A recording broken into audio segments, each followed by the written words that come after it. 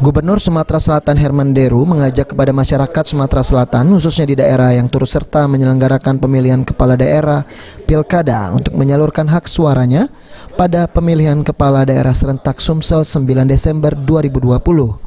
Untuk selalu bersikap kondusif, mengingat Sumatera Selatan merupakan salah satu daerah yang zero konflik yang harus tetap dan benar-benar dijaga. Ya, untuk pilkada kita sama-sama lah menjaga ini agar tetap kondusif, karena Sumatera Selatan ini zero konflik, itu yang harus kita jaga. Jadi antar suku, antar agama, antar partai ini punya tanggung jawab, tapi wartawan juga punya tanggung jawab.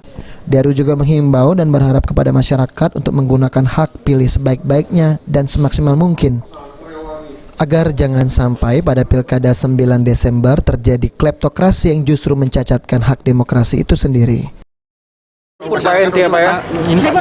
Ya, harapan saya masyarakat gunakan hak pilih semaksimal mungkin, karena kalau kita nggak gunakan, untuk apa demokrasi ini?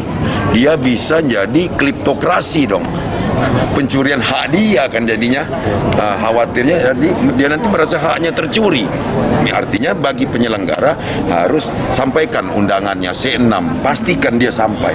Jika tidak ada C6, maka harus ada kebijakan, misal membawa KTP atau KK. Jadi ini jangan sampai terjadi kleptokrasi. Kalau sampai terjadi mereka merasa kleptokrasi, mati hak demokrasinya hilang, repot kan? Okta Alfarizi, PAL TV.